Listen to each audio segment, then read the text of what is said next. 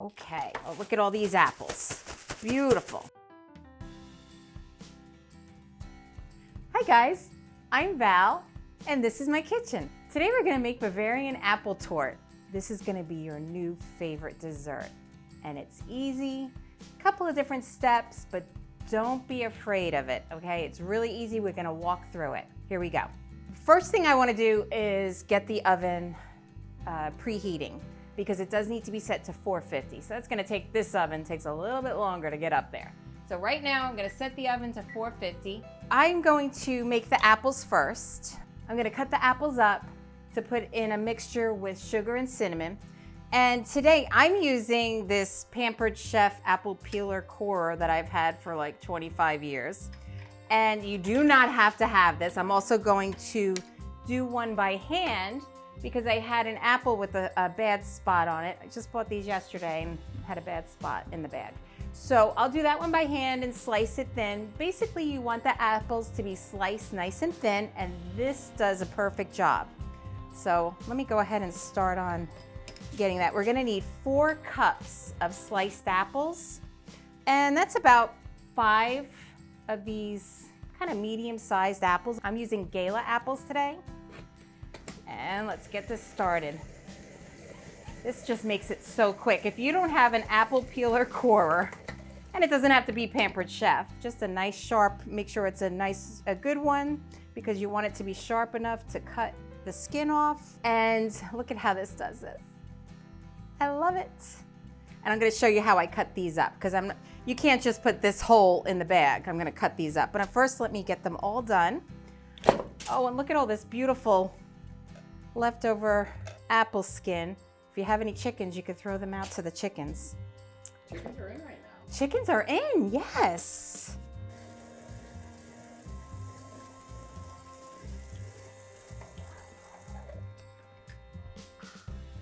You can see how easy this is. I just did 4 apples in less than a minute. Gonna be a little bit longer on this one here. I gotta peel. Like I said, there's a bad spot in it, so it probably wouldn't peel well on this. So I'm just gonna cut yeah, I'm a very sloppy peeler. I'm not very, see there's a bad spot right there, so I'm gonna cut that off. But basically about 5 apples will be enough because you want 4 cups. So I'm just gonna slice the sides off, which I'm getting too close to the core. I'll have to fix that. So basically, you just want to slice them nice and thin. That's all. You don't have to use the apple peeler corer. And you want to make sure you get that out there. Nice and thin.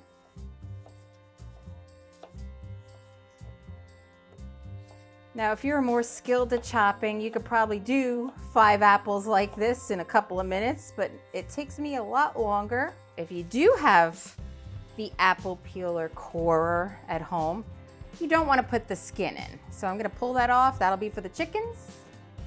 Pull this off. Once in a while with this, you will have some seeds inside. So what I do is I cut them in half, and I look in here, and there's no seeds. It's not rough. And I just take, now they're all perfect slices, and I just put those, and I like to use a baggie, but you can use a bowl. I just, one less thing to clean. I check the inside, make sure the core didn't leave any pits in there. They're already separated, in they go. So that's all I do is take the skin off, anything on the top and bottom, slice it in half. These are good to go, put them in. I've already got the sugar in there. We're adding 1/3 cup of sugar, and I'm gonna add about a teaspoon of cinnamon.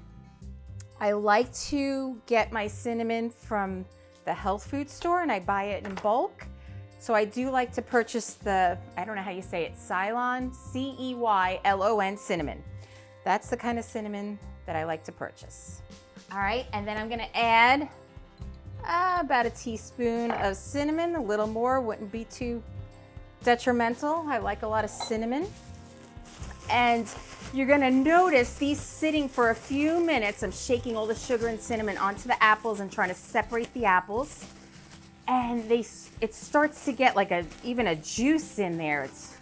It'd be good to eat just as a snack. But I don't like putting sugar on fresh fruit. It's not as healthy. Okay, so I'm just gonna let this sit now. Now we're just doing the crust. What I did this morning, I just put on the counter the block of cream cheese and a stick of butter. That's a half a cup right there.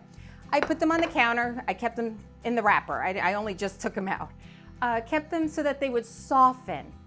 I have a very bad habit of not allowing my cream cheese or my butter to soften.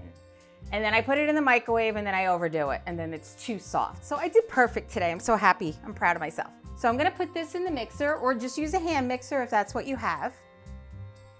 So the half a cup of butter goes right in, perfectly softened. So I wanna cream the butter and the sugar. So we're using, for the crust, we're using 1/3 cup of sugar. So we have to cream the sugar and the butter, blend the butter and the sugar until nice and fluffy. Now we're gonna add a half a teaspoon of vanilla extract. And now I'm gonna add the flour, 1 cup of flour. For that, I'm gonna stop it because I'm a messy cook and it would be everywhere. So I'm putting the flour in, 1 cup. And I'm starting it on low so it doesn't go everywhere. Okay.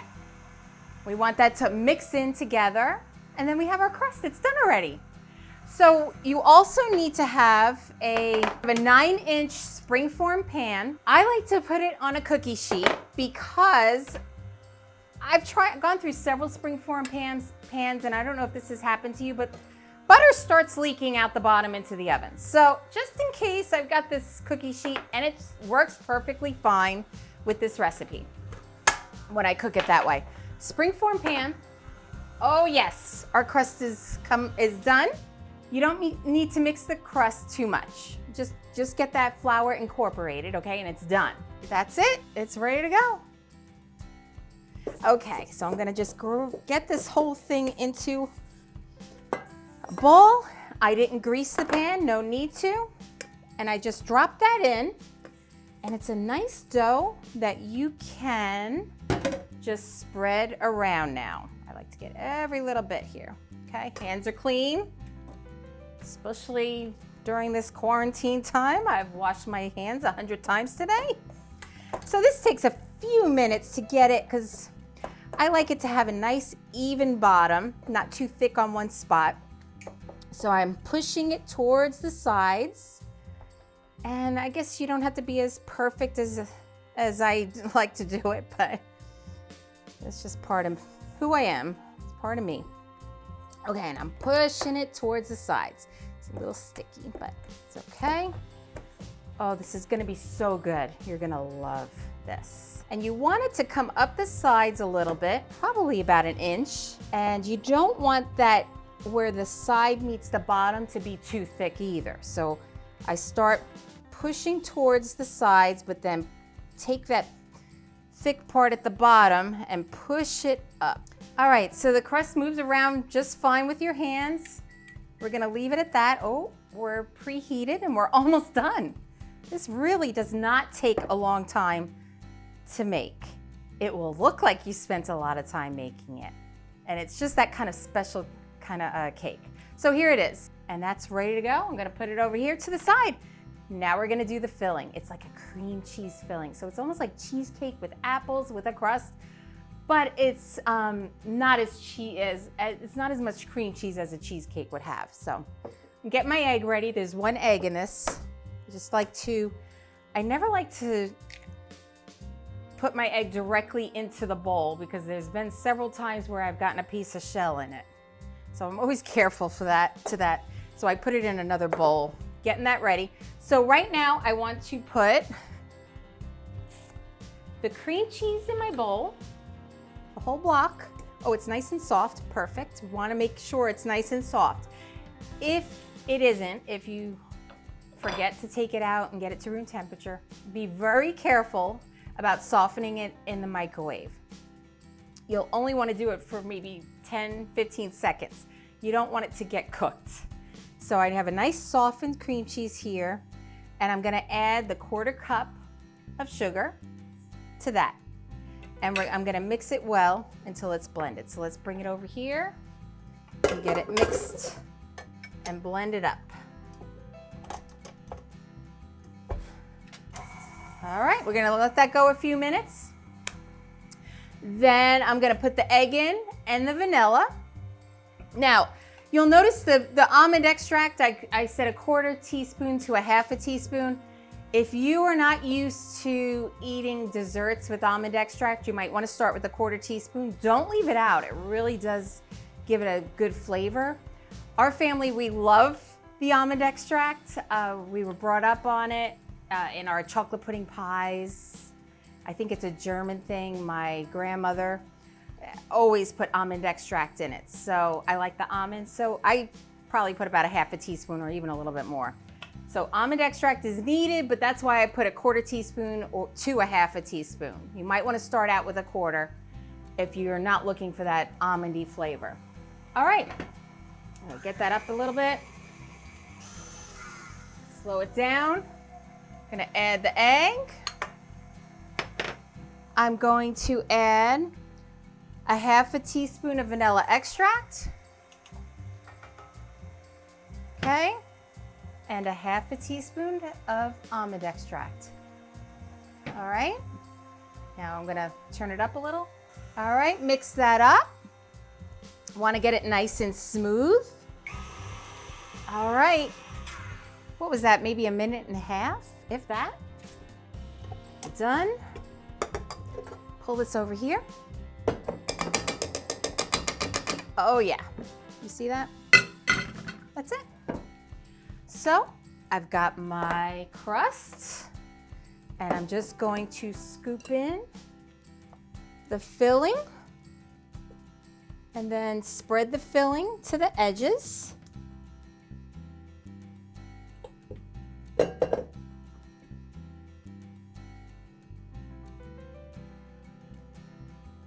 All right, now I'm gonna put the apples right on top. Take my apples. You can see on the bottom, it's gotten all that juice. You want it all in there. It's gonna be so good. So in the past, when I first started making this, I used to be really picky about the order of the apples, and you can make them pretty into swirls. I don't, not anymore. I've gotten older and I've gotten impatient. So I just drop them in over the filling. Oh yeah, it smells so good. The cinnamon and the sugar and the apples. I do like to try to cover the filling as much as possible. It's a lot of apples, so it will. Yeah. And then I dump all the juice right on top. Just mix it in.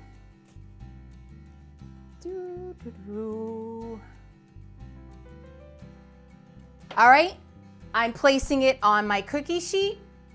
Once again, if you have a springform pan that does not leak, you've used it before and it doesn't leak butter, don't worry about doing this part. This doesn't make any difference to the baking time or anything. It just catches that butter if it wants to leak. I don't know why. I've tried several pans and it does it all the time. Sometimes it does it, sometimes it doesn't. So I'm gonna put it in, it's at 450. The rack is in the lower half of your oven. I'm gonna cook it at 450 for 10 minutes. After 10 minutes, I'm gonna lower the temperature to 400. And then we have 25 minutes to cook at 400 degrees. And it's perfectly, and it's done. All right, here we go, in it goes. Oh yeah. And your house is gonna smell so good. So we got 10 minutes. There we go. Be back in 10 minutes. Timer's about to go off. So I want to put the temperature down to 400. And if you want to take a peek inside. Oh yeah, looking good. All right, now set the timer for 25 more minutes. 25.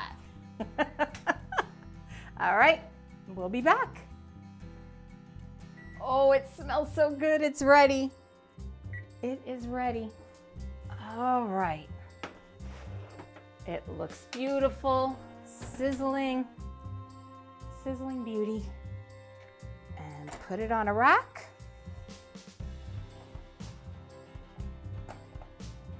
All right, so while I just took it out of the oven, I'm just gonna loosen very gently.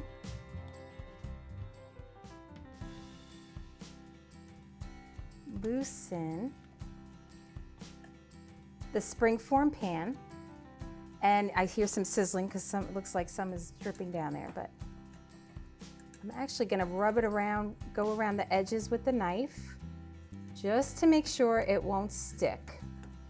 We're gonna keep it on the counter for about an hour to cool.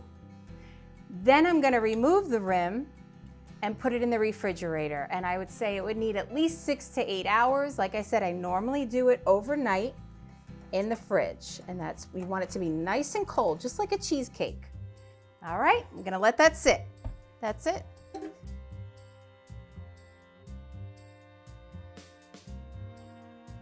Preheat your oven to 450 degrees.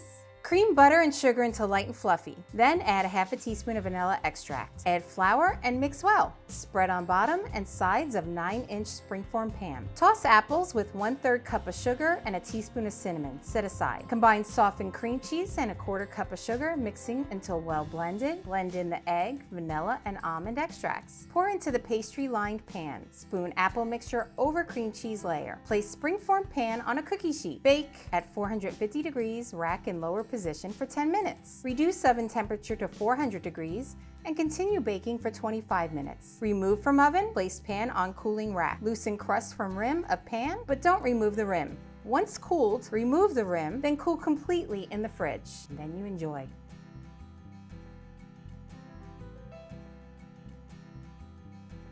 Hi guys! Thanks for coming to my kitchen. Make sure to like, share, and subscribe, and check out some other videos on our channel. See you next time!